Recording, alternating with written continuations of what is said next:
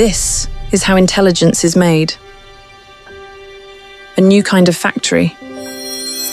Generator of tokens, the building blocks of AI. Tokens have opened a new frontier. The first step into an extraordinary world where endless possibilities are born.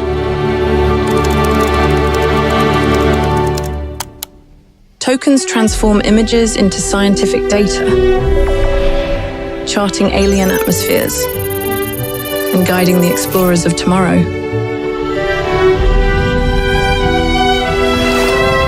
They probe the Earth's depths to seek out hidden danger. They turn potential into plenty.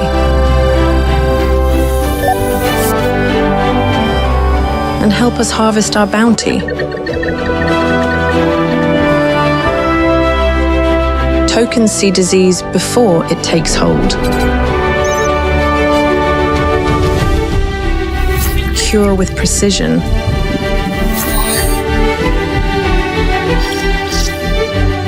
And learn what makes us tick.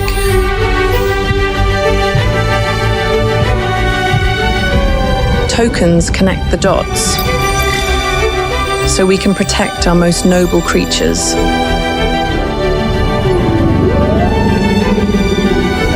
Tokens decode the laws of physics to move us faster.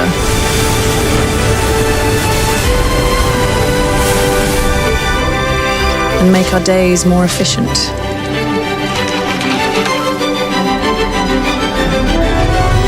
Tokens don't just teach robots how to move, but to bring joy and comfort. Hi, Maroka. Hi, Anna. Are you ready to see the doctor? What's that? It's my enchanted tool.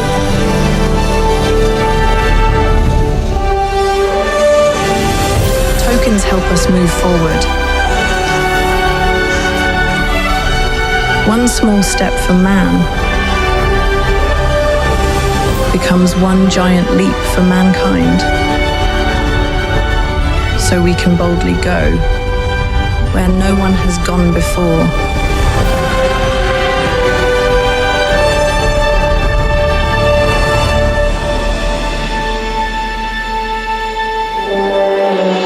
And here is where it all begins.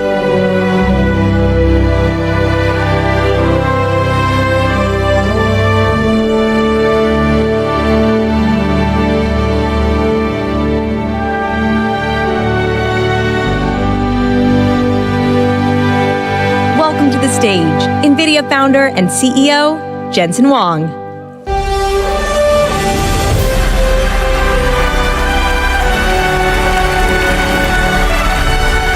Hello, Paris!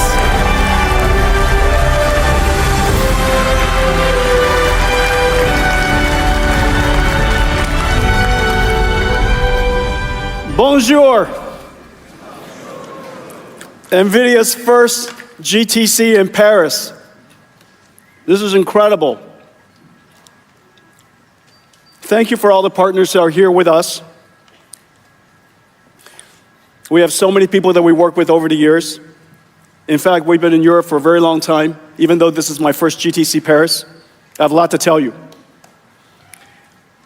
NVIDIA, once upon a time, wanted to create a new computing platform to do things that normal computers cannot. We accelerated the CPU, created a new type of computing called accelerated computing, and one of our first applications was molecular dynamics. We've come a long way since. So many different libraries, and in fact, what makes accelerated computing special is it's not just a new processor that you compile software to. You have to reformulate how you do computing. You have to reformulate your algorithm. And it turns out to be incredibly hard for people to reformulate software and algorithms to be highly parallelized. And so we created libraries to help each market, each domain of application become accelerated. Each one of these libraries opens up new opportunities for the developers, and it opens up new opportunities for growth for us and our ecosystem partners. Computational lithography, probably the single most important applications in semiconductor design today, runs in a factory at TSMC, Samsung, large semiconductor fabs. Before the chip is made, it runs through an inverse physics algorithm called cuLitho, computational lithography. Direct sparse solvers, algebraic multi-grid solvers. cuOpt, we just open sourced, incredibly exciting application, library.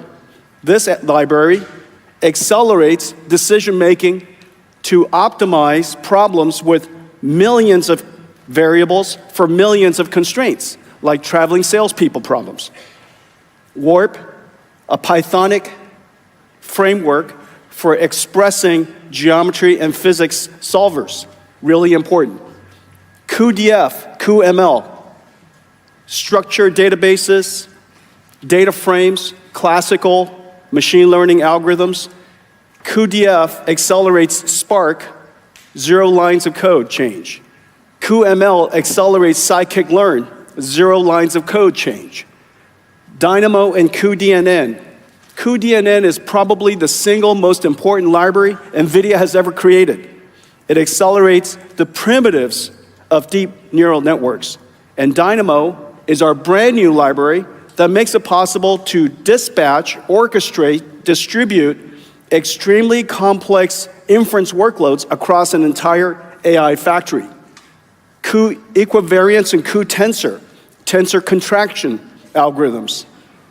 Equivariance is for neural networks that obey the laws of geometry, such as proteins, molecules. Ariel and Shiona, really important framework to enable AI to run 6G. Earth-2, our simulation environment for foundation models of weather and climate models. Kilometer square, incredibly high resolution. Monai, our framework for medical imaging, incredibly popular. Parabricks, our solver for genomics analysis, incredibly successful. cuQuantum, CUDA-Q, I'll talk about in just a second, for quantum computing, and cuPyNumeric, acceleration for NumPy and SciPy. As you could see, these are just a few of the examples of libraries. There are 400 others. Each one of them accelerates a domain of application. Each one of them opens up new opportunities. Well, one of the most exciting is CUDA-Q. CUDA-X is this suite of libraries, a library suite for accelerating applications and algorithms on top of CUDA. We now have CUDA-Q. CUDA-Q is for quantum computing, for classical quantum classical computing based on GPUs. We've been working on CUDA-Q now for several years, and today I can tell you there's an inflection point happening in quantum computing. As you know, the first physical qubit was demonstrated some nearly 30 years ago. An error correction algorithm was invented in 1995. And in 2023, almost 30 years later, the world's first logical qubit was demonstrated by Google. Now, since then, a couple of years later, the number of logical qubits, which is represented by a whole lot of physical qubits with error correction, the number of logical qubits are starting to grow. Well, just like Moore's Law would, I could totally expect 10 times more logical qubits every 5 years, 100 times more logical qubits every 10 years. Those logical qubits would become better error corrected, more robust, higher performance, more resilient, and of course, will continue to be scalable. Quantum computing is reaching an inflection point. We've been working with quantum computing companies all over the world in several different ways, but here in Europe, there's a large community. I saw Pascal last night. I saw Barcelona supercomputing last night. It is clear now We are within reach of being able to apply quantum computing, quantum classical computing in areas that can solve some interesting problems in the coming years. This is a really exciting time.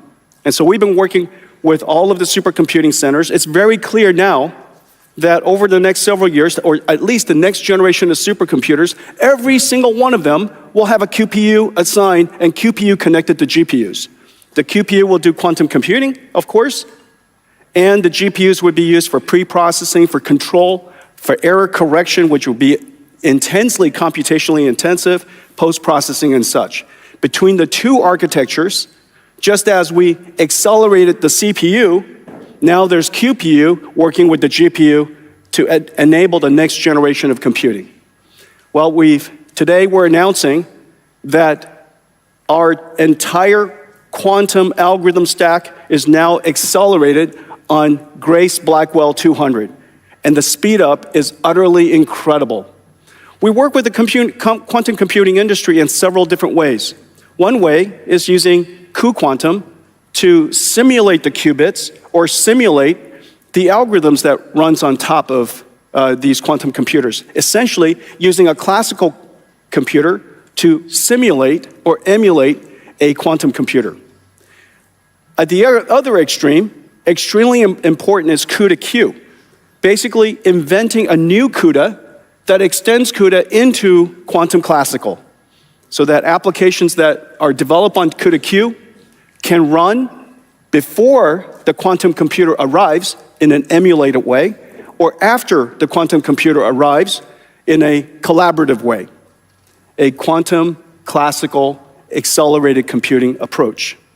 And so today we're announcing CUDA-Q is available for Grace Blackwell.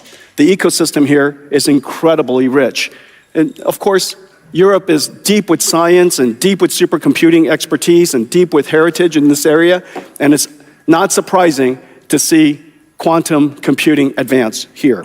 In the next several years, we're going to see a really fantastic inflection point. So anyways, for all of the quantum computer industry that have been working on this for 3 decades now, I congratulate you for just the incredible accomplishment and the milestones today. Thank you.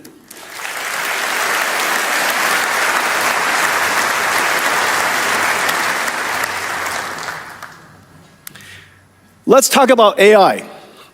You might be surprised that I would be talking to you about AI. The same GPU that ran and enabled all of these applications that I mentioned, that same GPU enabled artificial intelligence to come to the world.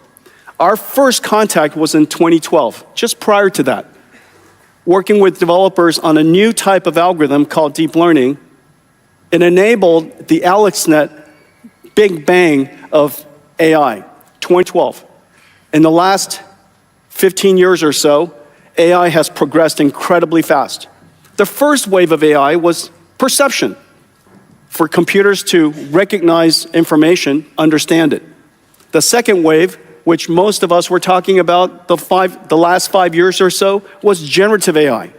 It's multimodal, meaning that an AI was able to learn both images and language. Therefore, you could prompt it with language and it could generate images. The ability for AI to be multimodal, as well as able to translate and generate content, enabled generative AI revolution. Generative AI, the ability to generate content, is fundamentally vital for us to be productive. Well, we are starting a new wave of AI. And this last couple of years, we've seen enormous progress in AI's ability. Fundamentally, intelligence is about understanding, perception, reasoning, planning a task, how to solve a problem, and then executing the task. Perception, reasoning, planning. The fundamental cycles of intelligence. It allows us to apply some previously learned rules to solve problems we've never seen before.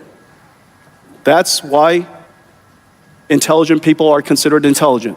To be able to take a complicated problem, break it down step by step, reason about how to solve the problem, maybe do research, maybe go learn some new information, get some help, use tools, and solve problems step by step. Well, the words that I just described are fundamentally possible today with what is called agentic AI, and I'll show you more in just a second. In the physical implementation of that, the embodiment of that agentic AI, and the motion, now the generative capability is generating motion. Instead of generating videos and generating images or generating text, this AI generates locomotion, the ability to walk or reach out and grab something, use tools. The ability for AI to be embodied in a physical form is basically robotics. These capabilities, the fundamental technology to enable agents, which are basically information robots, and embodied AI, physical robots, these two fundamental capabilities are now upon us. Really, really exciting times for AI. But it all started with GeForce. And GeForce brought computer graphics. This is the first accelerated computing application we had ever worked on. And it's incredible how far computer graphics has come. GeForce brought CUDA to the world, which enabled machine learning researchers and AI researchers to advance deep learning. Then deep learning revolutionized computer graphics and made it possible for us to bring computer graphics to a whole new level. Everything I'm going to show you today, I'm going to give you a preview of what I'm going to show you, but everything I'm going to show you today is computer simulation, not animation. It's photon simulation, physics simulation, particle simulations. Everything is fundamentally simulation, not animation, not art. It just looks incredibly beautiful because it turns out the world is beautiful, and it turns out math is beautiful. So let's take a look.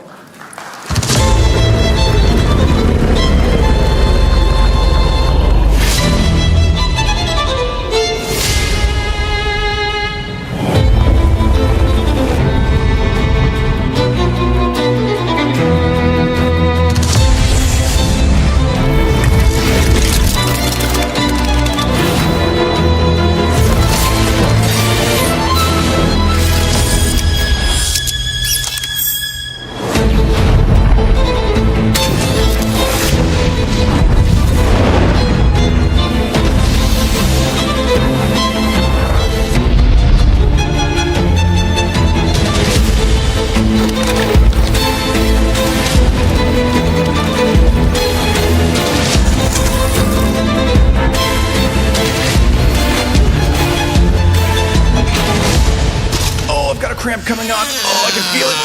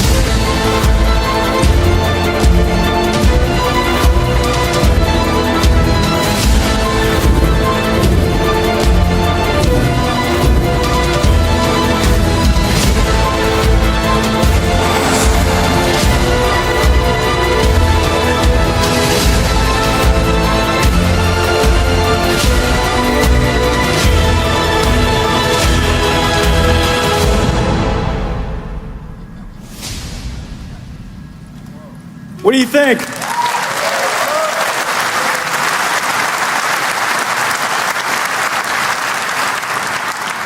Numbers in action, numbers in action. That's essentially what simulations are, and it's just incredibly beautiful to look at. But because of the scale and the speed by which we can now simulate almost everything, we can turn everything into a digital twin.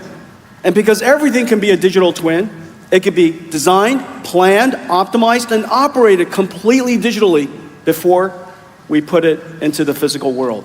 The idea that we would build everything in software is now upon us. everything physical will be built digitally. Everything that's built magnificently will be built digitally. Everything that's operated at gigantic scale will be first built digitally, and there will be digital twins that operate it. And so today we're going to talk a lot about digital twins. Well, what started out as a GeForce graphics card, anybody in here know what a GeForce is? Yeah. Okay, all right. Well, what started out as GeForce looks like this now. This is the new GeForce. It is 2 tons, 2.5 tons, 1.2 million parts, about $3 million. 120 kilowatts, manufactured in 150 factories. 200 technology partners working with us to do this. Probably something along the lines of $40 billion in R&D budget in order to create what is GB200, and now moving to GB300, it is completely in production. And the machine was designed to be a thinking machine. A thinking machine in the sense that it reasons, it plans, it spends a lot of time talking to itself, just like you do. We spend most of our time generating words for our own mind, generating images for our own mind before we produce it. And so the thinking machine is really architecturally what Grace Blackwell was designed to do. It was designed to be one giant GPU. I compared it to GeForce for a good reason. GeForce is one GPU. So is GB200. It is one giant virtual GPU. Now we had to disaggregate it into a whole bunch of components, create a bunch of new networking technology and SerDes technology, incredibly low power, high energy efficiency interconnects to connect all of these chips and systems together into one virtual GPU. This is the Hopper version. This is the world famous Hopper system. This 8 GPUs connected together on NVLink. What's not shown here is a CPU tray. A CPU tray with dual CPU and system memory that sits on top. Together, this represents one node of an AI supercomputer. About $500,000. This is the Hopper system. This is the system that really put us on the face of the map of AI, and it was under allocation for a very long time because the market took off so quickly. But this is the famous Hopper system.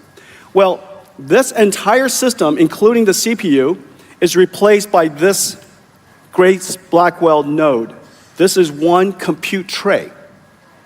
Right here will replace that entire system. It is fully liquid cooled, and the CPUs are integrated, directly connected to the GPUs. So you could see it here, 2 CPUs, 4 GPUs, is more performant than that entire system. But what's amazing is this. We wanted to connect a whole bunch of these systems together. How would you connect all of these together was really hard for us to imagine. So we disaggregated it. What we did was we took that entire motherboard, we disaggregated into this and this. This is the revolutionary NVLink system. Scaling out computing is not that hard. Just connect more CPUs with Ethernet. Scaling out is not hard. Scaling up is incredibly hard. You can only build as large of a computer as you can build. The amount of technology and electronics that you could fit into one memory model is incredibly hard to do. And so what we decided to do was we create a new interconnect called NVLink. NVLink is a memory semantics interconnect. It's a compute fabric, not a network. It directly connects to the CPUs of all of these different NVLink systems, compute nodes. This is the switch. 9 of these stands on top. 9 of it sits on the bottom. In the middle are the NVLink switches. And what connects it together is this miracle. This is the NVLink spine. This is 100% copper. Copper coax. It directly connects all of the NVLink chips to all of the GPUs directly connected over this entire spine, so that every single 144 Blackwell dies, or in 72 different packages, are talking to each other at the same time without blocking, all across this NVLink spine. The bandwidth of this is about 130 terabytes per second. 132, I know.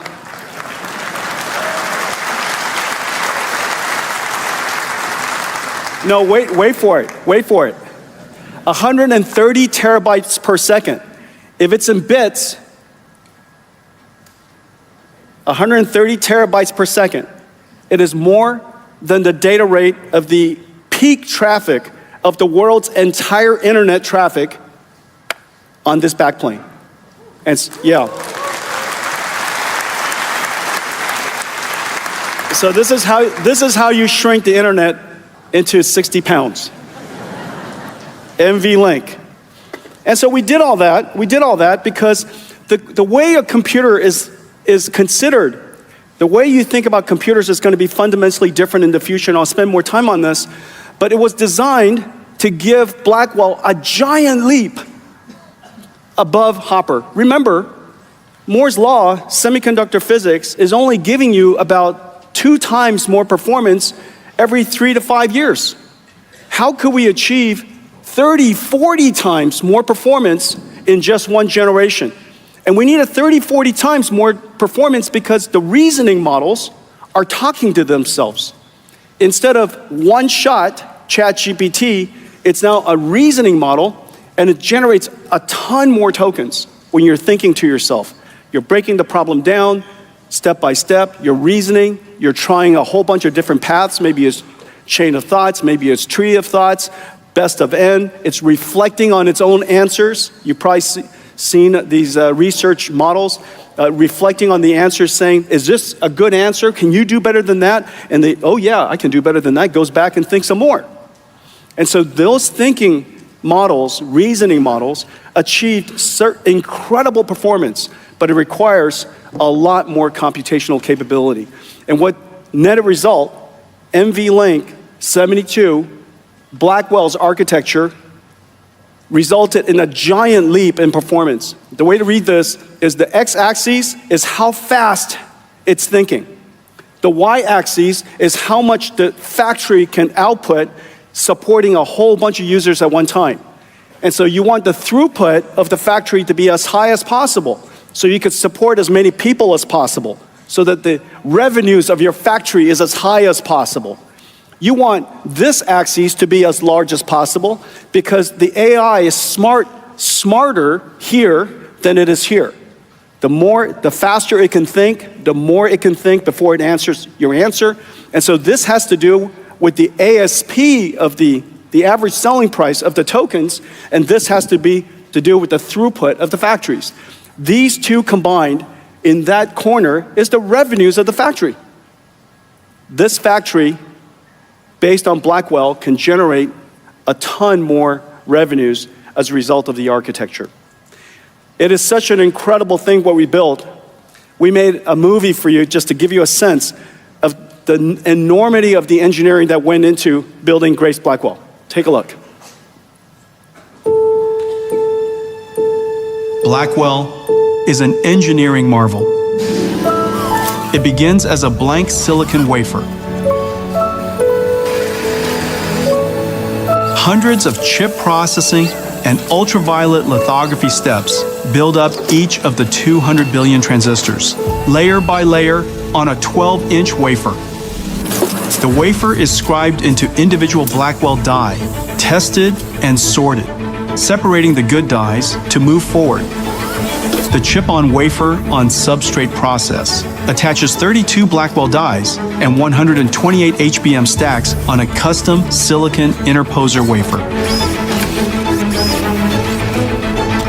Metal interconnect traces are etched directly into it, connecting Blackwell GPUs and HBM stacks into each system and package unit, locking everything into place. Then the assembly is baked, molded, and cured, creating the Blackwell B200 superchip. Each Blackwell is stress tested in ovens at 125 degrees Celsius and pushed to its limits for several hours. Robots work around the clock to pick and place over 10,000 components onto the Grace Blackwell PCB. Meanwhile, custom liquid cooling copper blocks are prepared to keep the chips at optimal temperatures.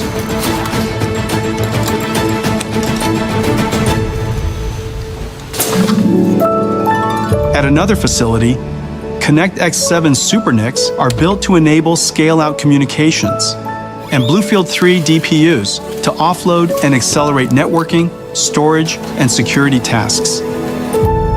All these parts converge to be carefully integrated into GB200 compute trays.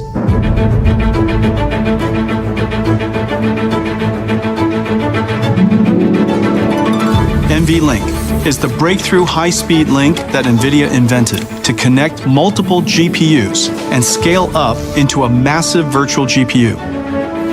The NVLink switch tray is constructed with NVLink switch chips, providing 14.4 terabytes per second of all-to-all bandwidth.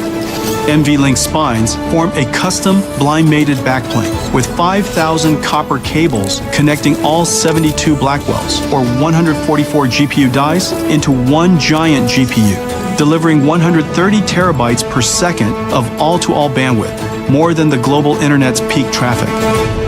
From around the world, parts arrive to be assembled by skilled technicians into a rack-scale AI supercomputer.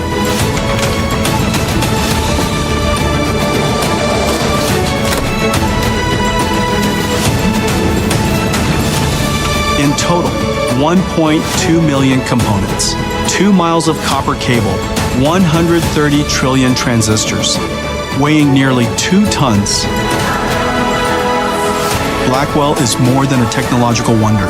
It's a testament to the power of global collaboration and innovation, fueling the discoveries and solutions that will shape our future everywhere. We are driven to enable the geniuses of our time to do their life's work, and we can't wait to see the breakthroughs you deliver.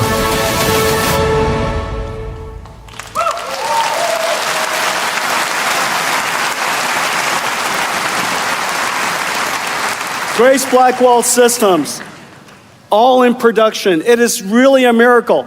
It's a miracle from a technology perspective, but the supply chain that came together to build these GB200 systems, 2 tons each, we're producing them now 1,000 systems a week. No one has ever produced, mass-produced supercomputers at this scale before. Each one of these racks is essentially an entire supercomputer. Only in 2018, the largest Volta system, the Sierra supercomputer in 2018, is less performant than one of these racks. And that system was 10 megawatts. This is 100 kilowatts. So the difference generationally between 2018 and now, we've really taken supercomputing, AI supercomputing to a whole new level, and we're now producing these machinery at enormous scales. And this is just the beginning. In fact, what you've seen is just one system, Grace Blackwell. The entire world is talking about this one system, clamoring for it to get deployed into the world's data centers for training and inferencing and generative AI. However, not everybody and not every data center can handle these liquid-cooled systems. Some data centers require enterprise stacks, the ability to run Linux Red Hat, or Nutanix, or VMware. Storage systems from Dell EMC, Hitachi, NetApp, VAST, Weka. So many different storage systems, so many different IT systems, and the management of those has to be done in the way that's consistent with traditional IT systems. We have so many new computers to ramp into production, and I'm so happy to tell you that every single one of these are now in production. You haven't seen them yet. They're all flying off the shelves, flying off the ramps, the manufacturing lines, starting here. DGX Spark enables you to have essentially the Grace Blackwell system on your desktop. In the case of Spark, desktop. In the case of DGX Station, desk side. This way you don't have to sit on a supercomputer while you're developing your software, while you're developing your AI. But you want the architecture to be exactly the same. These systems are identical from an architecture perspective. From a software developer's perspective, it looks exactly the same. The only difference is scale and speed. And then on this side are all the x86 systems. The world's IT organization still prefers x86 and appreciates x86. Wherever they can take advantage of the most advanced AI native systems, they do. Where they can't and they want to integrate into the enterprise IT systems, we now offer them the ability to do so. One of the most important systems, and it's taken us the longest to build because the software and the architecture is so complicated, is how to bring the AI native architecture and infuse it into the traditional enterprise IT system. This is our brand new RTX Pro server. This is an incredible system. The motherboard is completely redesigned. Ladies and gentlemen, Janine Paul.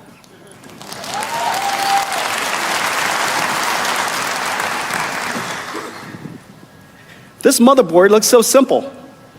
And yet, on top of this motherboard are 8 Super NIC switches that connect 8 GPUs across a 200 gigabits per second state-of-the-art networking chip that then connects 8 of these GPUs and these Blackwell RTX Pro 6000 GPUs, brand new, just entered into production. 8 of these go into a server. Now, what makes it special? This server is the only server in the world that runs everything the world has ever written and everything NVIDIA has ever developed. It runs AI, Omniverse, RTX for video games, it runs Windows, it runs Linux, it runs Kubernetes in VMware, it runs basically everything. If you want to stream Windows desktop from a computer to your remote device, no problem. If you want to stream Omniverse, no problem. If you want to run your robotic stack, no problem. Just the QA of this particular machine is insane. The applications that it runs, basically universal. Everything the world's ever developed should run on here, including, if you're a video gamer, including Crysis. And so,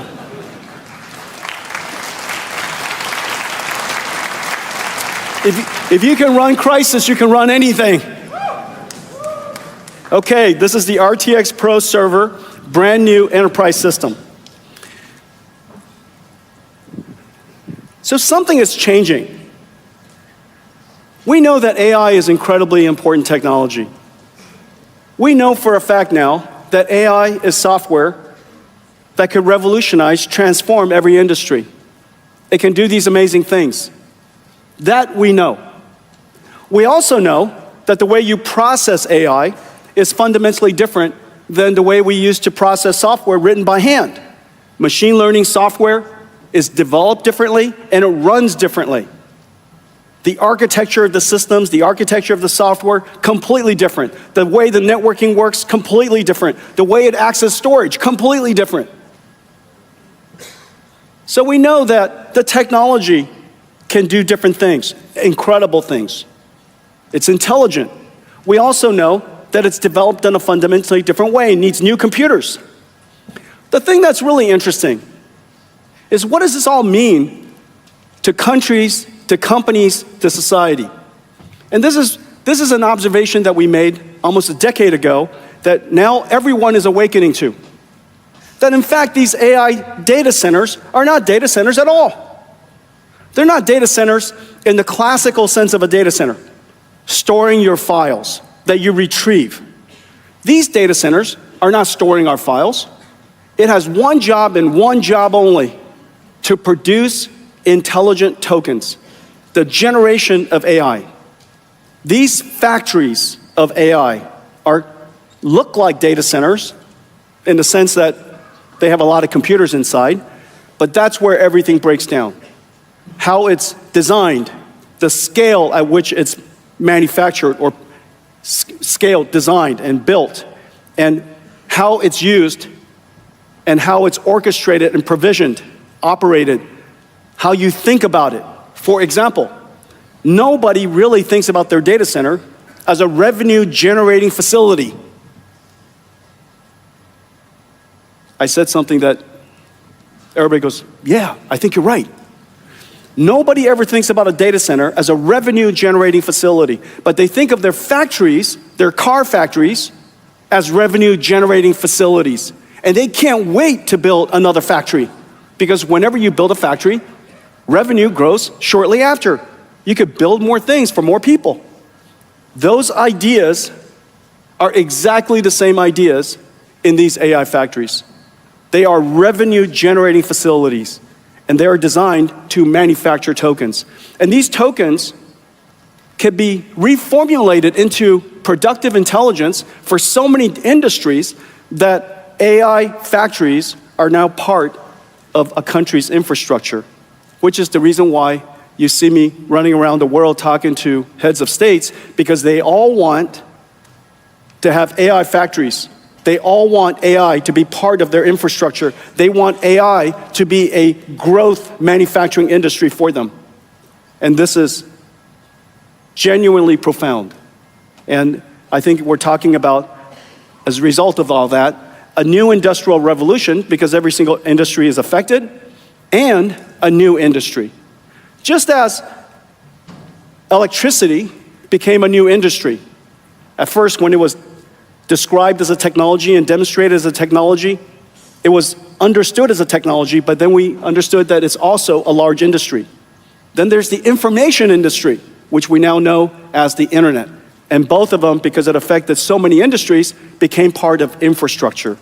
We now have a new industry, an AI industry, and it's now part of the new infrastructure called intelligence infrastructure.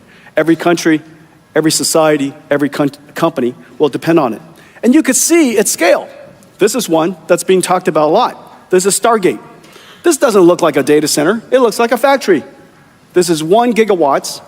It will hold about 500,000 GPU dies and produce an enormous amount of intelligence that could be used by everybody.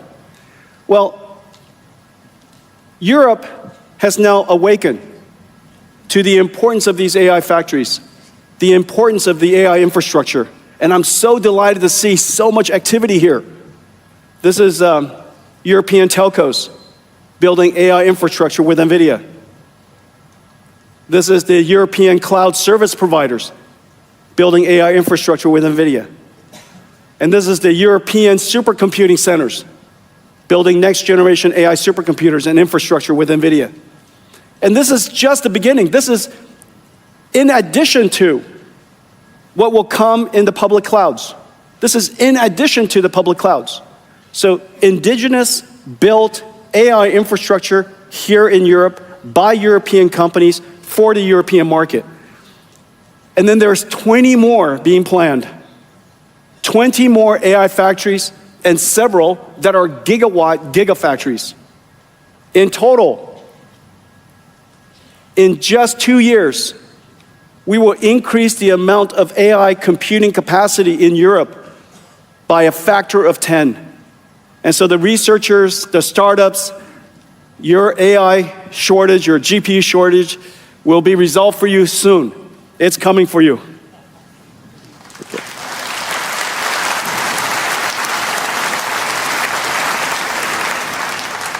Now we're partnering with each country to develop their ecosystem. And so we're building AI technology centers in seven different countries. And the goal of these AI technology centers is, one, to do collaborative research, to work with the startups, and also to build the ecosystem. Let me show you what an ecosystem looks like. In the UK, I was just there yesterday, the ecosystems are built on top of the NVIDIA stack. So for example, every single NVIDIA, as you know, NVIDIA is the only AI architecture that's available in every cloud. It's the only computing architecture, aside from x86, that's available everywhere. We partner with every cloud service provider. We accelerate applications from the most important software developers in the world. Siemens here in Europe, Cadence, Red Hat, ServiceNow. We've reinvented the computing stack. As you know, computing is not just a computer, but it's compute, networking, and storage. Each one of those layers, each one of those stacks has been reinvented. Great partnership with Cisco, who announced a brand new model yesterday at their conference based on NVIDIA.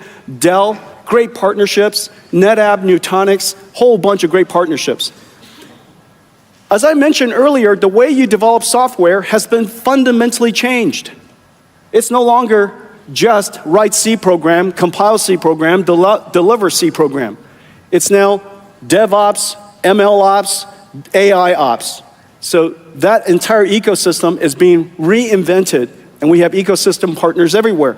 And then, of course, solution integrators and providers who could then help every company integrate these capabilities.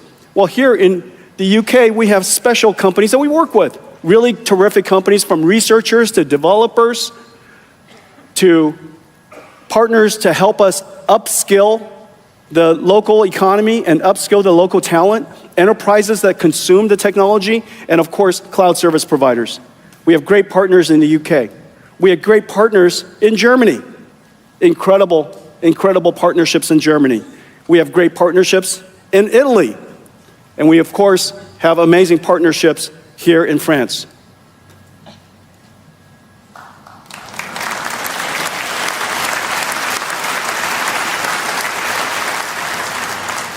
That's right, go France.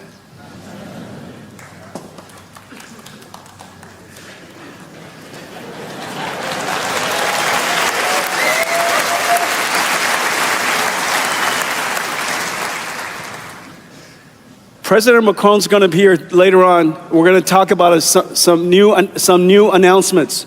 So we have to show some enthusiasm for AI, okay? Yeah. There you go. Show him some enthusiasm. So great partnerships here in France. One particular one I want to highlight, our partnership with Schneider, building these AI factories. We build them digitally now. We design them digitally, we build them digitally, we operate them or optimize them digitally, and we will even eventually optimize them and operate them completely digitally in a digital twin. These AI factories are so expensive. $50 billion sometimes, $100 billion in the future.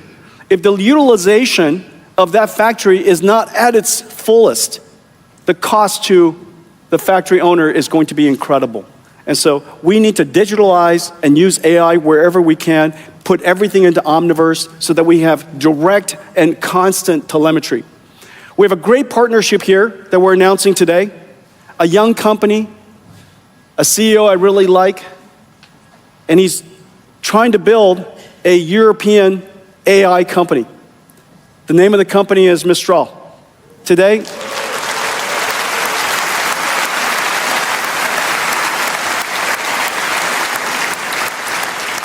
we're announcing that we're going to build an AI cloud together here to deliver their models as well as deliver AI applications for the ecosystem of other AI startups so that they can use the Mistral models or any model that they like.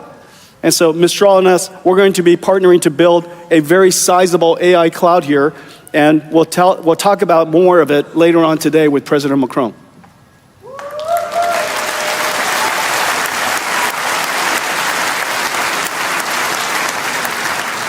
AI technology is moving at light speed. And what I'm showing you here, proprietary models on the left, moving at light speed. However, the open models are also moving at light speed, only a few months behind. Whether it's Mistral, Llama, DeepSeek R1, R2 coming, Q1, these models are all exceptional. Every single one of them exceptional. And so we've dedicated ourselves over the last several years to apply some of the world's best AI researchers to make those AI models even better. And we call that Nemotron.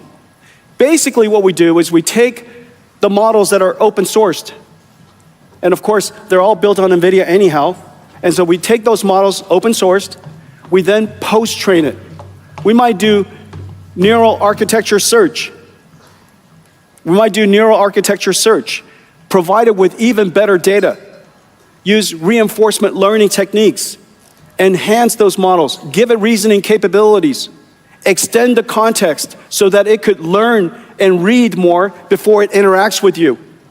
Most of these models have relatively short context, and we want it to have enormous context capability because we want to use it in enterprise applications where the conversation we want to have with it is not available on the internet. It's available in our company. And so we have to load it up with an enormous amount of context. All of that capability is then packaged together into a downloadable NIM.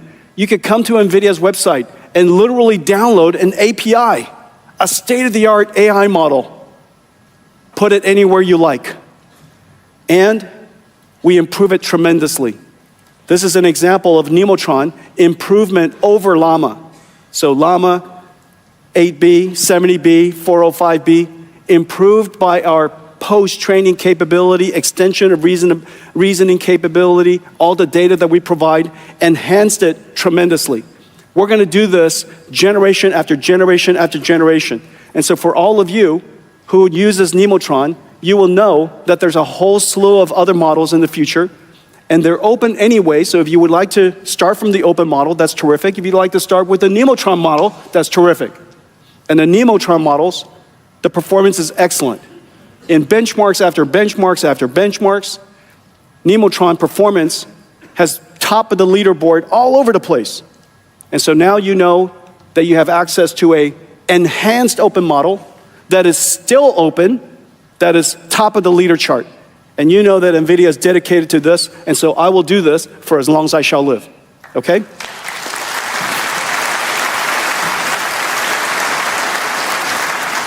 This strategy is so good.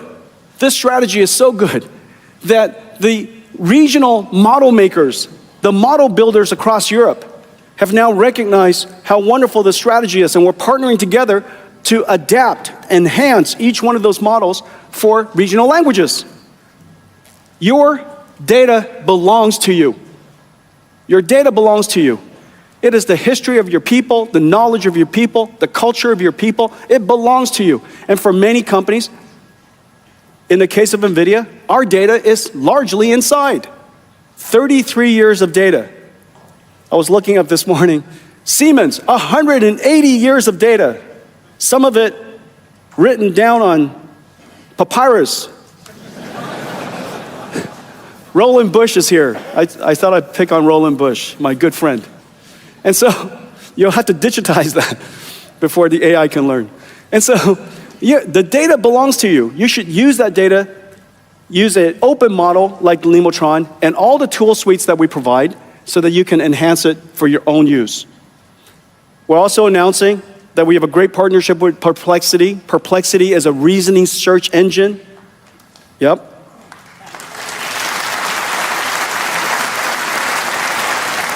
The three models I use ChatGPT, Gemini Pro, and Perplexity. And these three models I use interchangeably, and Perplexity is fantastic. We're announcing today that Perplexity will take these regional models and connect it right into Perplexity so that you could now ask and get questions in the language, in the culture, in the sensibility of your country. Okay, so Perplexity, regional models.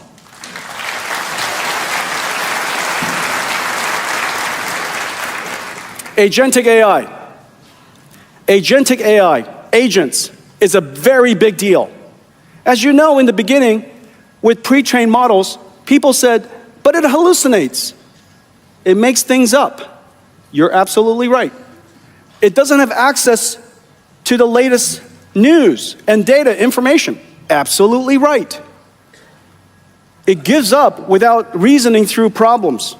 It's as if every single answer has to be memorized from the past. You're absolutely right. All of those things, why is it trying to figure out how to add or count numbers and add numbers? Why doesn't it use a calculator? You're absolutely right. And so all of those capabilities associated with intelligence, everybody was able to criticize, but it was absolutely right because everybody largely understands how intelligence works. But those technologies were being built all around the world, and they were all coming together from retrieval augmented generation to web search to multimodal understanding so that you can read PDFs go to a website, look at the images and the words, listen to the videos, watch the videos, and then take all of that understanding into your context. You could also now understand, of course, a prompt from almost anything. You could even say, I'm going to ask you a question, but start from this image. I could say, start from this text before you answer the question or do what I ask you to do. It then goes off and reasons and plans and evaluates itself. All of those capabilities are now integrated, and you can see it coming out into the marketplace all over the place. Agentic AI is real. Agentic AI is a giant step function from one-shot AI. The one-shot AI was necessary to lay the foundation so that we can teach the agents how to be agents.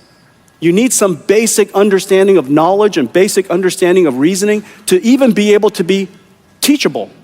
And so pre-training is about teachability of AI. Post-training, reinforcement learning, supervised learning, human demonstration, context provision, generative AI, all of that is coming together to formulate what is now agentic AI. Let's take a look at one example. Let me show you something. It's built on Perplexity, and it's super cool. AI agents are digital assistants. Based on a prompt, they reason through and break down problems into multi-step plans. They use the proper tools, work with other agents, and use context from memory to properly execute the job on NVIDIA accelerated systems. It starts with a simple prompt. Let's ask Perplexity to help start a food truck in Paris. First, the Perplexity agent reasons through the prompt and forms a plan. Then, calls other agents to help tackle each step using many tools. The market researcher reads reviews and reports to uncover trends and analyze the competitive market. Based on this research, a concept designer explores local ingredients and proposes a menu complete with prep time estimates, and researches palettes and generates a brand identity. Then, the financial planner uses Monte Carlo simulations to forecast profitability and growth trajectory.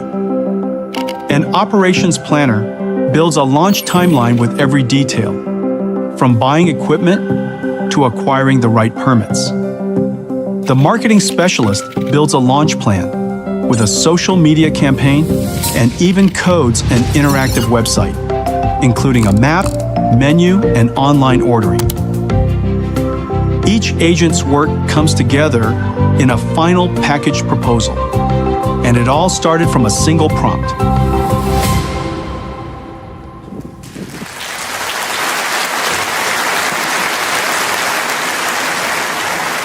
One prompt like that in the original chatbot would have generated a few hundred tokens.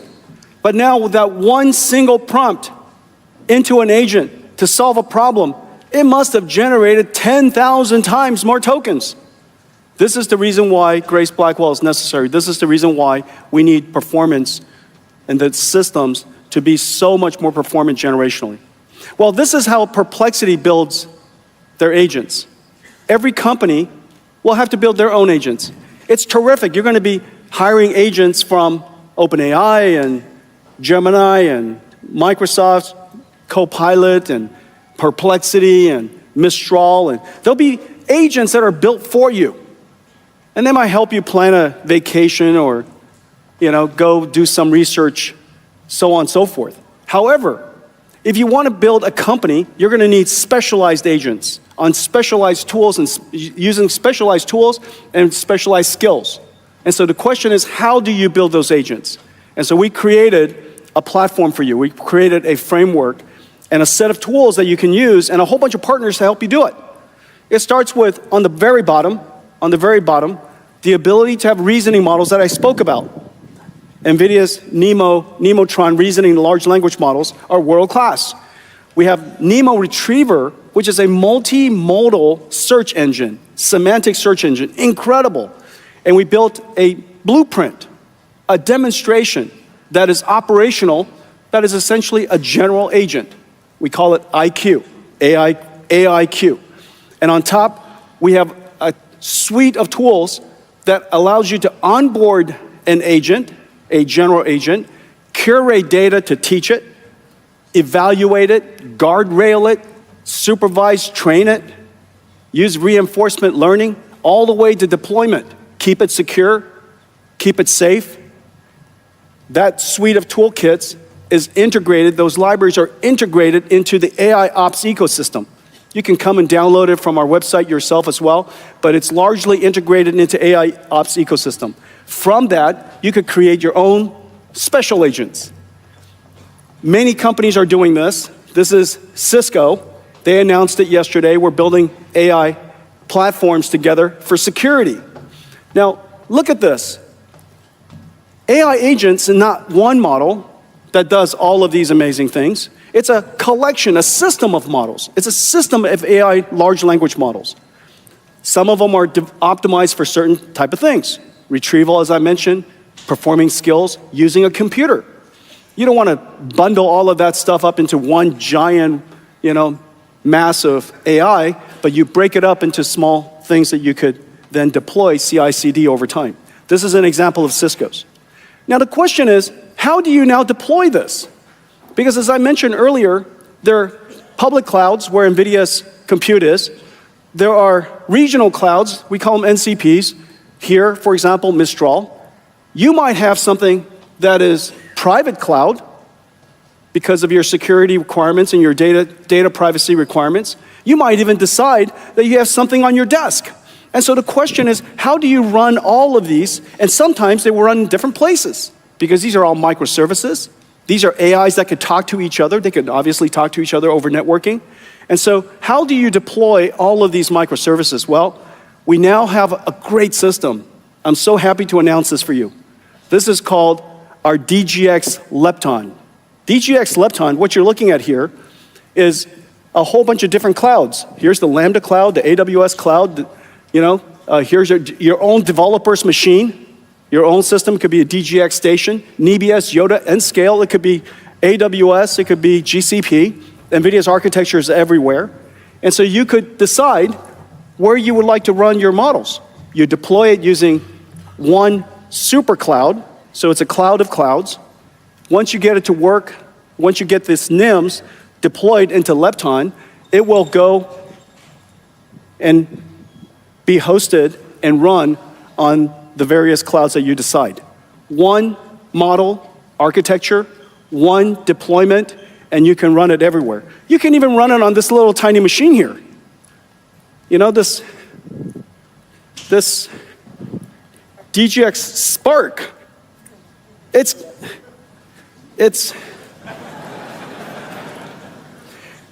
it a cafe time? Look at this.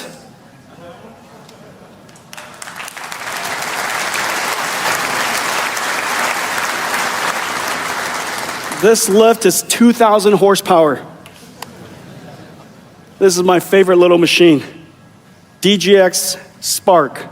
The AI supercomputer, we built an AI supercomputer in 2016. It's called the DGX-1. It was the first version of everything that I've been talking about. 8 Volta GPUs connected with NVLink. It took us billions of dollars to build. And on the day we announced it, DGX-1, there were no customers, no interest, no applause, 100% confusion. Why would somebody build a computer like that? Does it run Windows? Nope. And so we built it anyways. Well, thankfully, a young company, a startup, a nonprofit startup in San Francisco was so delighted to see the computer. They said, "Can we have one?" And I thought, "Oh my gosh, we sold one." But then I discovered it was a nonprofit. But I put a DGX-1 in my car, and I drove it up to San Francisco, and the name of that company is OpenAI.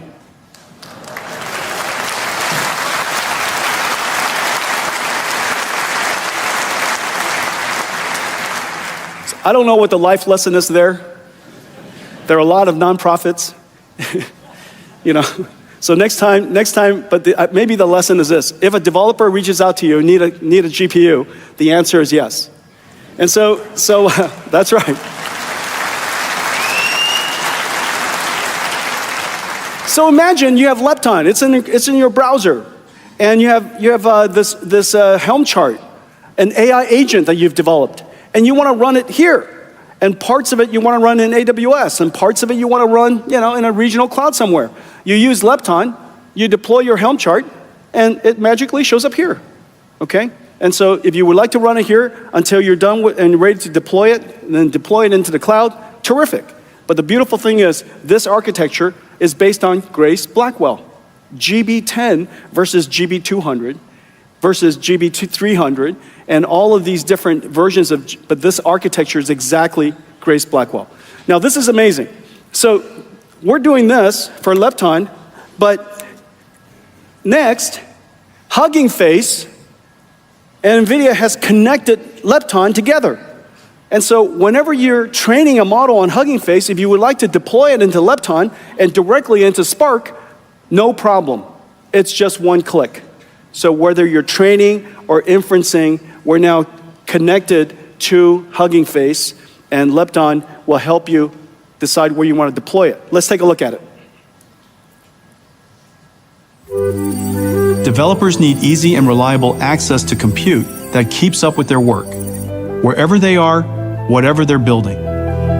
DGX Cloud Lepton provides on-demand access to a global network of GPUs across clouds, regions, and partners like Yotta and Nebius.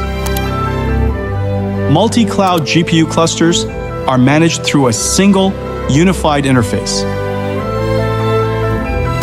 Provisioning is fast. Developers can scale up the number of nodes quickly without complex setups and start training right away with pre-integrated tools and training-ready infrastructure. Progress is monitored in real time. GPU performance, convergence, and throughput are at your fingertips. You can test your fine-tuned models right within the console. DGX Cloud Lepton can deploy NIM endpoints or your models in multiple clouds or regions for fast distributed inference. Just like ride-sharing apps connect riders to drivers, DGX Cloud Lepton connects developers to GPU compute, powering a virtual global AI factory. DGX Cloud Lepton.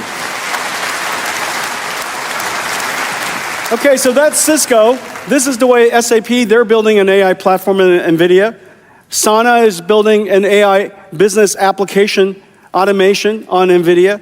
DeepL is building their language framework and platform on NVIDIA AI. Photo Room, a video editing and AI editing platform, building their platform on NVIDIA. And this is Codo, used to be, I think, Codium, incredible coding agent built on NVIDIA. And this is Iola, a voice platform built on NVIDIA. And this one is a clinical trial platform, the world's largest automation platform for clinical trials built on NVIDIA. And so all of these basically builds on the same idea. NIMs that encapsulates and packages up in a virtual container that you could deploy anywhere, the Nemotron large language model, or other large language models like Mistral or others. We then integrate libraries that basically covers the entire life cycle of an AI agent. The way you treat an AI agent is a little bit like a digital employee. So your IT department would have to onboard them, fine-tune them, train them, evaluate them, keep them guardrailed, keep them secure, and continuously improve them. And that entire framework platform is called Nemo. And all of that is now being integrated into one application framework after another all over the world. This is just an example of a few of them. And then now we make it possible for you to deploy them anywhere. If you want to deploy it in the cloud, you got DGX, you got GB200s in the cloud. If you want to deploy it on-prem, because you've got VMware or Red Hat Linux or Nutanix, and you want to deploy it in your virtual machines on-prem, you can do that. If you want to deploy it as a private cloud, you could do that. You're going to deploy it all the way on your DGX Spark or DGX Station, no problem. And so Lepton will help you do all of that. Let's talk about industrial AI. This is one of my favorite moments. This is Roland Busch. This is a really fun moment. He wanted to remind me that neural network computers were invented in Europe. That's this whole slide. It was such a great moment. This is the Synapse 1. This is incredible, you guys. Synapse 1. This is Synapse 1, 1992. It runs neural networks 8,000 times faster than CPUs of that time. Isn't it incredible? So this is the world's AI computer. And Roland just wants to, never forget that, Jensen. Never ever forget that. I said, okay, all right. I'll even tell everybody. Siemens 1992.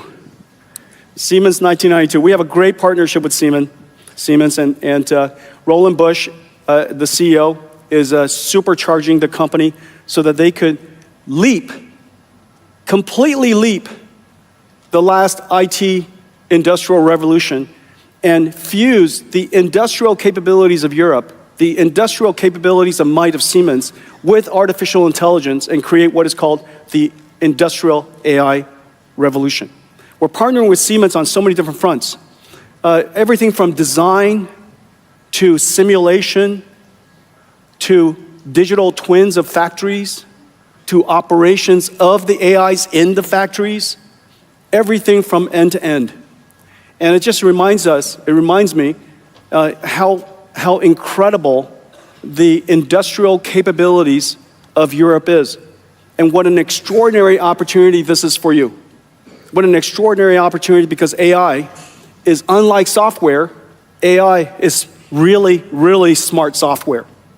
And this smart software can finally do something that can revolutionize the very industries that you serve. And so we made a love letter video, if you will. Let's play it. It began here. The first industrial revolution. Watt's steam engine and the mechanized loom introduced automation and the advent of factories.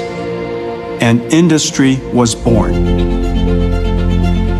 The age of electricity. Ampere unraveled electromagnetism. Faraday built the first electric generator, and Maxwell laid the foundations for modern electrical engineering. Siemens and Wheatstone's dynamo, the engine of electricity, bringing machines, trains, factories, and cities to life, electrifying the planet, igniting modern manufacturing. And today, born out of the computing and information age, the fourth industrial revolution, the age of AI, reimagining every part of industry. Across the continent, industrial AI is taking hold. From design to engineering, you're blazing new trails toward understanding and reinvention. You brought the physical world into the virtual to plan and optimize the world's modern factories. You're building the next frontier, where everything that moves is robotic. Every car, an intelligent autonomous agent, and a new collaborative workforce to help close the global labor shortage gap. Developers across the continent are building every type of robot, teaching them new skills in digital twin worlds and robot gyms, preparing them to work alongside us in our factories, warehouses, the operating room, and at home. The fourth industrial revolution is here, right where the first began. What do you think?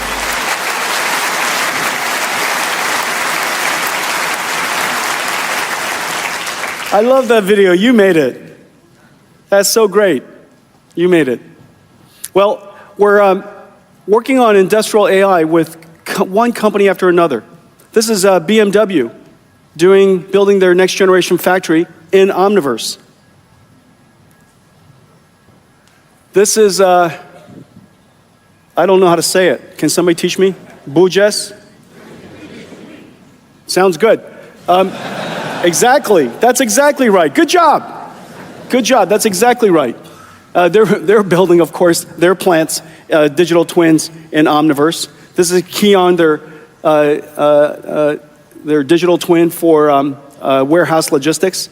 This is Mercedes-Benz and their digital twins of their factories built in Omniverse. This is Schaeffler and their digital twin of their warehouse built in Omniverse. This is your train station here in France, building a digital twin of their train stations in Omniverse. And this is Toyota building a digital twin of their warehouse in Omniverse. And when you build these warehouses and these factories in Omniverse, then you could design it, you can plan it, you can change it.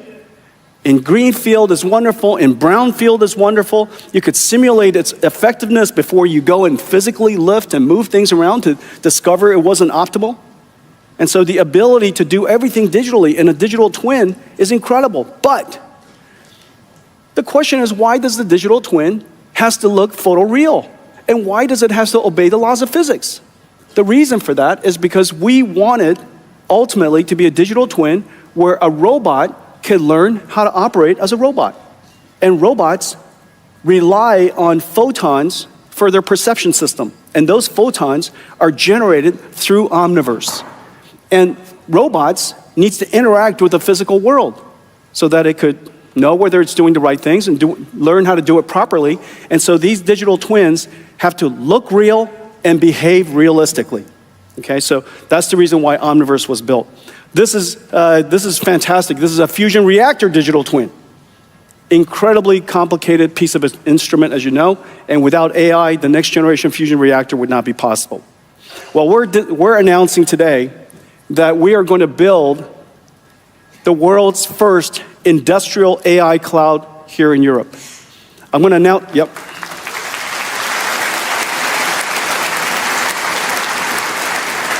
These industrial AI clouds are, yes, whole lot of computers in the cloud. However, its requirement, its performance, its safety requirements fundamentally different.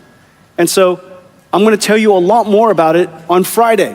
I'm only teasing you part of the story today, but this industrial cloud will be used for design and simulation, virtual wind tunnels that you just walk into. Virtual wind tunnels you just move a car into and you see it behave. Open doors, open windows, change the design, all completely in real time. Design in real time, simulate in a digital wind tunnel, digital twin of a wind tunnel in real time, build it in a factory of a digital factory, digital twin in real time, all of this, and the robots learn how to be great robots and build the robots of our future, self-driving cars and such. We already have tremendous ecosystem here. We've been here, as you know, for a very long time. NVIDIA is 33 years old. The first time we came to Europe was during the time when workstations and the digitalization of products, CAD, the CAD revolution started.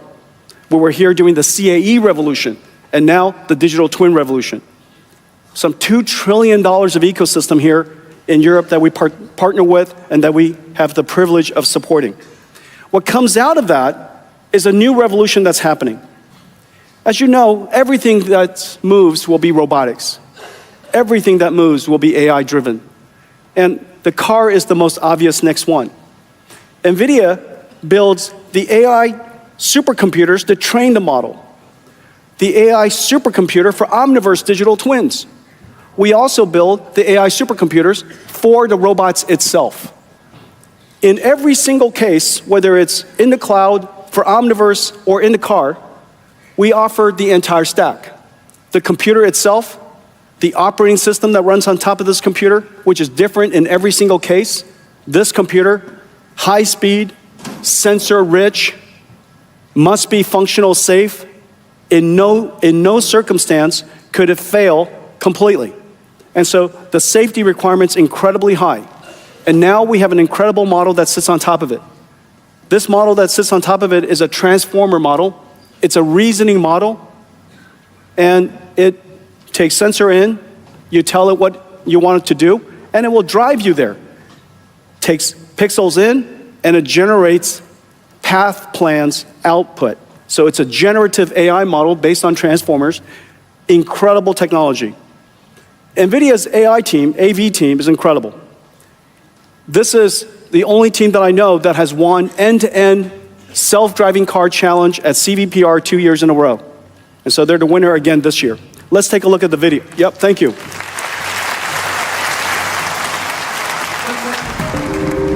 Like any driver, autonomous vehicles operate in a world full of unpredictable and potentially safety-critical scenarios. NVIDIA Drive, built on the Halo safety system, lets developers build safe autonomous vehicles with diverse software stacks and sensors and redundant computers. It starts with training. Safe AVs need massive amounts of diverse data to be able to address edge cases. But real-world data is limited. Developers use NVIDIA Omniverse and Cosmos to reconstruct the real world and generate realistic synthetic training data to bring diversity to the AV model. The model can perceive and reason about its environment, predict future outcomes, and generate a motion plan. And for decision-making diversity, an independent classical stack runs in parallel. Guardrails monitor safe performance, and in cases of anomalies, calls the arbitrator to make an emergency stop. Further diversity and redundancy are built into the sensor and compute architecture. Each sensor connects to redundant computers, so even if a sensor or computer fails, the vehicle stays safe and operational. And in the event of a critical failure, the system can execute a minimum risk maneuver, like pulling over to the shoulder. Safety is foundational to autonomous driving. NVIDIA Drive lets developers worldwide integrate Halos into their own products to build the next generation of safe AVs.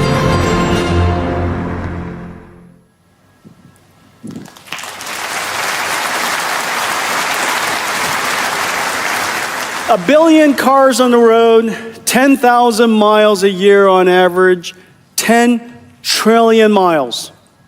The future of autonomous driving is obviously gigantic, and it's going to be powered by AI. This is the next gigantic opportunity, and we're working with enormous companies and really fantastic companies around the world to make this possible. At the core of everything we do here with AV is safety. And we're really, really proud of our Halo system. It starts with the architecture of the chip, and then the chip design, and the systems design, the operating system, the AI models, the methodology of developing the software, the way we test it, everything from the way we train the models, the data we provide for the models, all the way to the way we evaluate the models. NVIDIA's Halo system and our AV safety team and capabilities are absolutely world-renowned. This computer was the first one to be software-defined. The world's first software-defined, completely 100% software-defined AI-driven software, AI-driven stack for AVs. We've been at this now for coming up on 10 years. And so this capability is world-renowned, and I'm really proud of it. The same thing that's happening for cars is happening for a new industry. As I mentioned earlier, if you can generate video from prompts, if AI can perceive, it can reason, and it can generate videos and words and images, and just now with cars, the path, the steering wheel path, why can't it also generate locomotion abilities and articulation abilities? So that fundamental ability for AI to revolutionize one of the hardest robotics problems is around the corner. Humanoid robots are going to be a thing. We now know how to build these things, train these things, and operate these things. Humanoid robotics is going to potentially be one of the largest industries ever. And it requires companies who know how to manufacture things of extraordinary capabilities. This speaks of the European countries. So much of the world's industries are based here. I think this is going to be a giant opportunity. Well, let's say it's 1 billion robots around the world. The idea that there would be 1 billion robots is a very sensible thing. Now, why hasn't it happened? Well, the reason for that is simple. Today's robots are too hard to program. Only the largest companies can afford to install a robot, get it to teach it, program it to do exactly the right things, keep it sufficiently surrounded so that it's safe. That's the reason why the world's largest car companies all have robots. They're large enough, the work is sufficiently repetitive, the industry is at a sufficient scale that you could deploy robots into those factories. Almost everybody who's a Mittelstand or small, medium companies or mom and pop restaurants or stores or warehouses, it's impossible to have that programming capability until now. We're going to give you essentially robots where you could teach them. They'll learn from you. Just as we were talking about agentic AI, we now have humanoid AI that can learn from your teaching using toolkits that are very consistent with the Nemo toolkits I spoke about. NVIDIA here as well is built in 3-layer stack. We build the computer, the Thor computer dev kit looks a little bit like this. This is a robotic computer, completely self-contained dev kit, sits on your desk. These are all the sensors, and inside is a little supercomputer Thor chip. Just really, really incredible. And these, yep. Yeah. I could imagine getting one of these inserted like that. Okay. Thank you, Janine.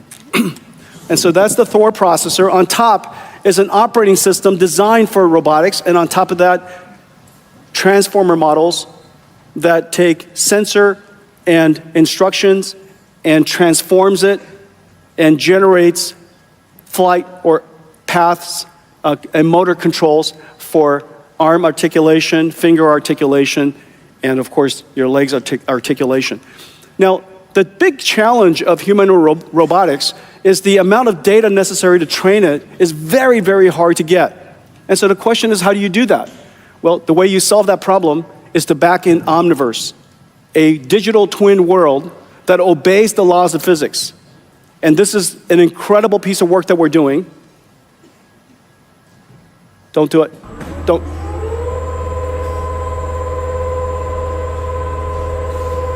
Oh, my fault. Okay, these are robots.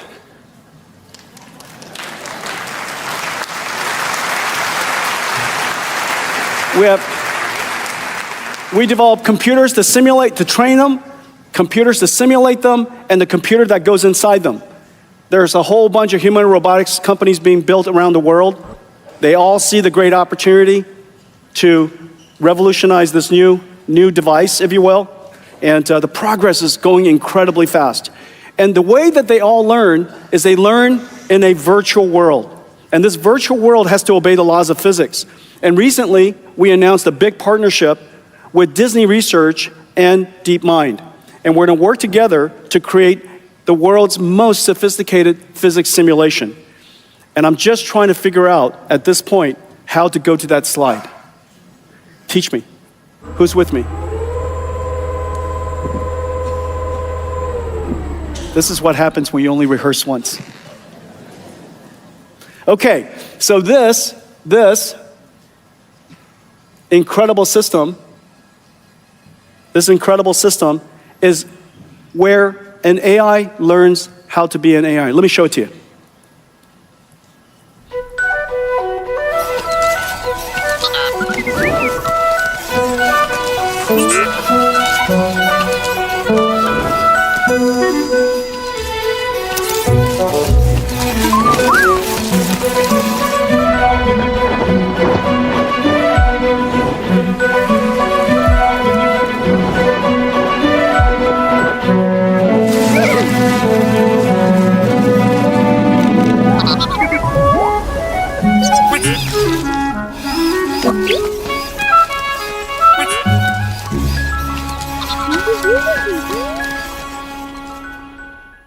We have a special guest.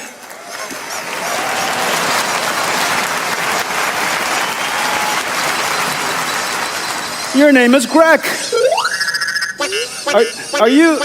Are you a petite garçon or petite fille? Okay. Grek is a little girl. Now, look at this. Grek learned how to walk inside Omniverse, obeying the laws of physics. But inside Omniverse, we created hundreds of thousands of scenarios. Then finally, when Grek learned how to operate and walk and manipulate in those environments on sand and on gravel, on slippery floors, on concrete, on carpet, then when Grek comes into the physical world is just 100,001 version of the world. And so you learn how to walk in the virtual world, and look at you now. Can you jump? Wow.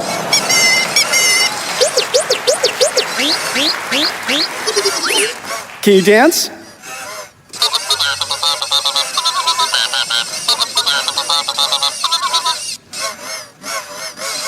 Well, I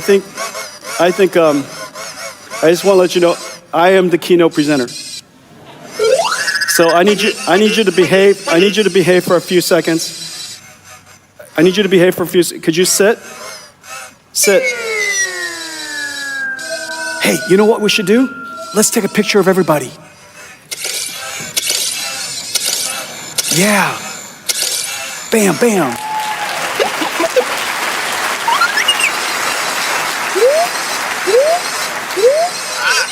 Would you like to come home with me?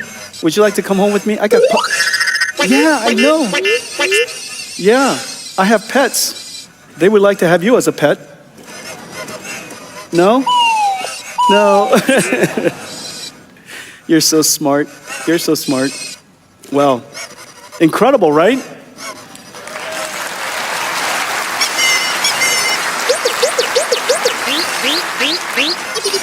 You are the world's best robot, and someday we'll all have one like you, and they'll follow us around. But if I need a glass of whiskey, you're going to have to go tell somebody else to go get me a glass of whiskey because you have no arms. Yeah, you're so cute.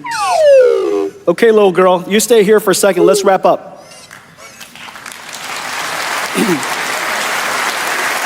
All right. It's very clear an industrial revolution has started. The next waves of AI has started. Grek is a perfect example of what's possible now with robotics. The technology necessary to teach a robot, to manipulate, to simulate, and of course, the manifestation of an incredible robot is now right in front of us. We have physical robots, and we have information robots. We call them agents. So the next wave of AI has started. It's going to require inference workloads to explode. It's basically going to go exponential. The number of people that are using inference has gone from 8 million to 800 million, 100 times in just a couple of years. The amount of prompts that the tokens generate, as I mentioned earlier, from a few hundred tokens to thousands of tokens. And of course, we use AI even more than ever today. So we need a special computer designed for thinking, designed for reasoning, and that's what Blackwell is, a thinking machine. These Blackwells will go into new types of data centers, essentially AI factories, designed for one thing and one thing only. And these AI factories are going to generate tokens, and these tokens are going to become your food, little Grek. Yeah, I know. And what's really, really incredible, I'm so happy to see that Europe is going all in on AI. The amount of AI infrastructure being built here will increase by an order of magnitude in the next couple of years. I want to thank all of you for your partnership. Have a great Viva Tech. Thank you. Say bye-bye. Say bye-bye. Take a bunch of pictures. Take a bunch of pictures. Take a bunch of pictures. Yeah?